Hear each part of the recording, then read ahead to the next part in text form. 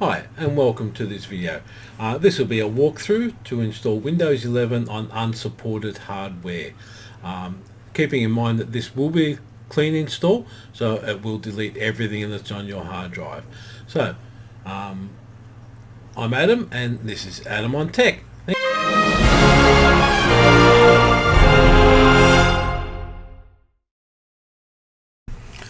Okay, thank you. We'll just briefly go what the goals are and what you'll need to complete this project. So, first of all, the first goal is basic. We want to install Windows 11 on unsupported hardware and we want to automate the process so it's basically unattended. It may pop up from time to time, but mostly unattended. We also want to create a local login so that you don't have to connect to an online Microsoft account. You can, but you don't need to. Just removing that requirement. So you'll need a USB drive. I'll be using a 16 gig USB drive. It just has to be 8 gigs or more. You will need to go to this website, which I'll put down below this video. That's where you'll fill out a form which will produce the script that will run the unattended install, and you need Windows 11 media. So I'll also put this link below, and that'll just create the media for the installation of Windows 11. Okay, I'll just show you what the hardware will be that I'll be installing on. I'm installing it on an iMac from 2015, which obviously doesn't meet the Windows hardware requirements, but it does meet the basic ones, which is it is a quad core, which it had to be at least 2 core. It's 3.2 gigahertz and it's running 8 gigs of RAM.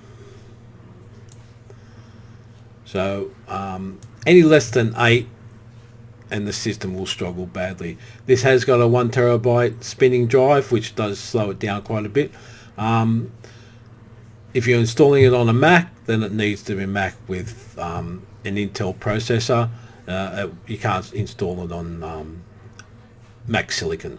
Okay, so what the basic requirements for Windows 11 are.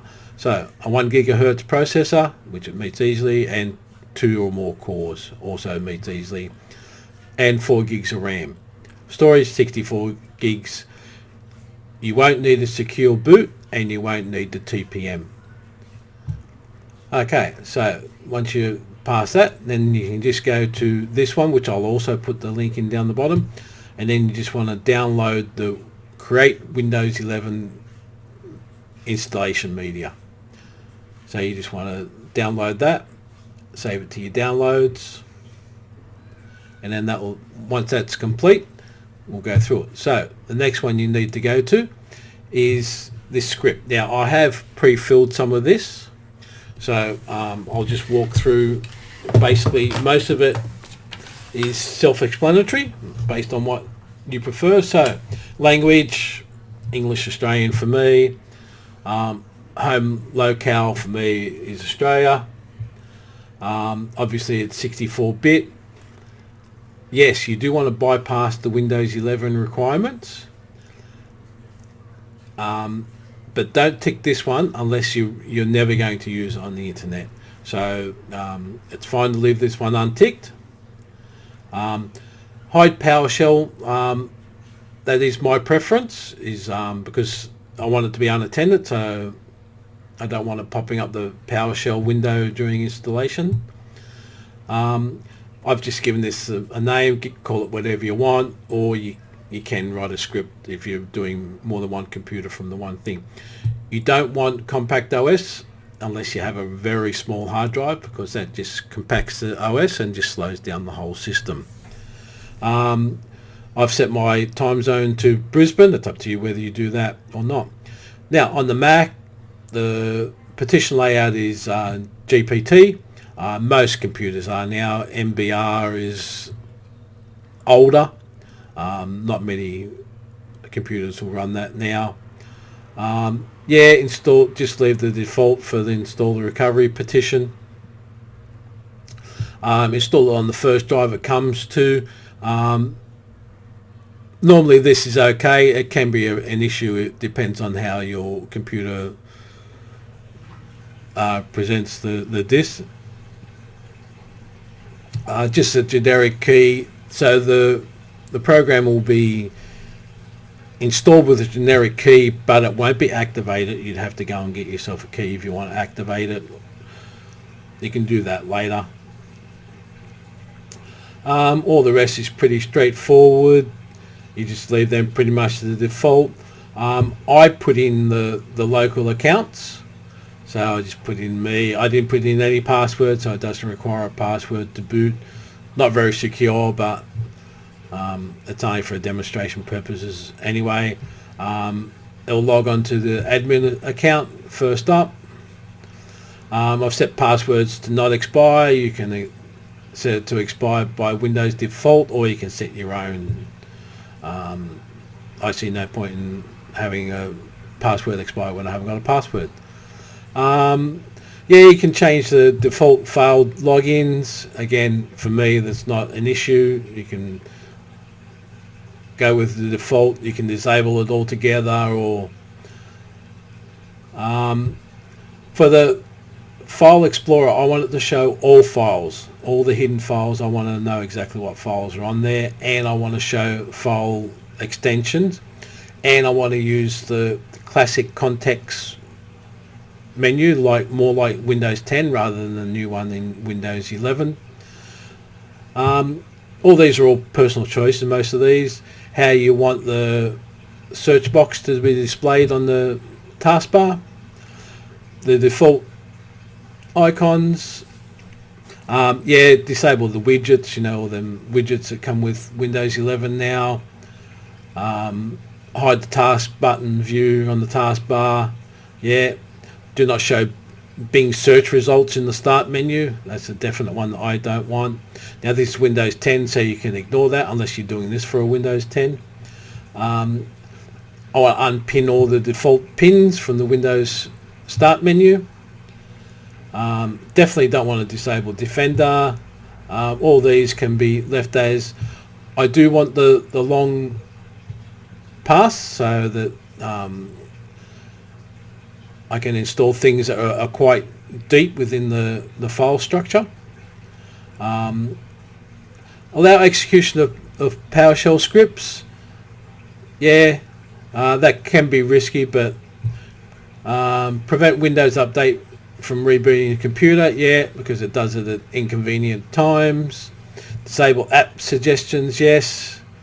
I don't want it to encrypt my drive, because if I do have to pull the drive out to rescue some data at some point, it's quite difficult if it's been encrypted.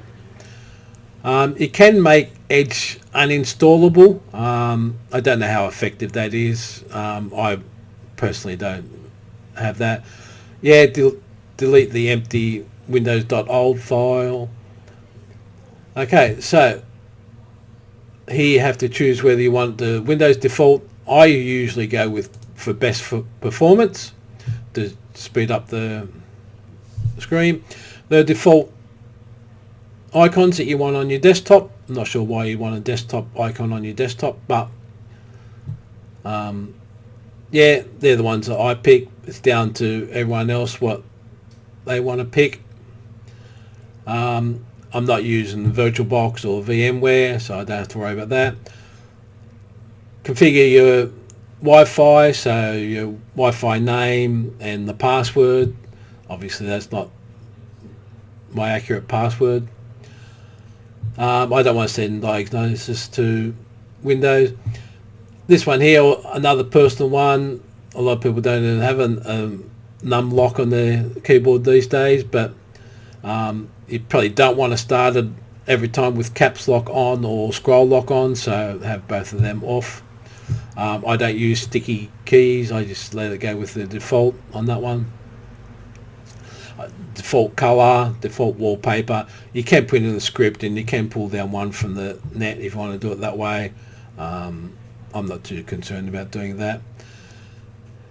Now this one here, you tick the ones that you don't want. So any of these that you don't want, so you can start off if you want and select all, and then just turn off the ones that you don't want.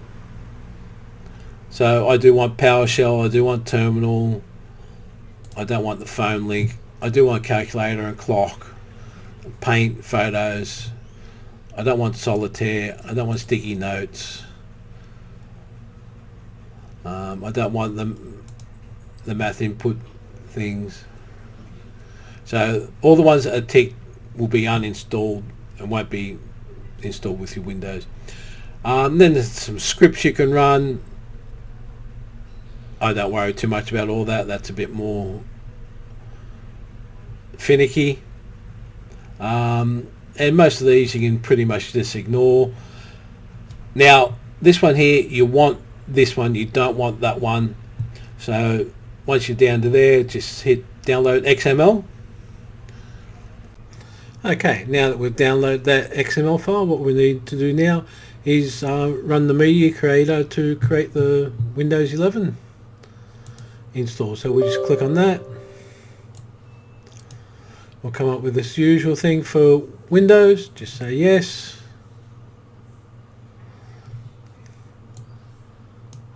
You'll then get this screen, getting a few things ready. So just go through the agreement. If you agree to it, accept it.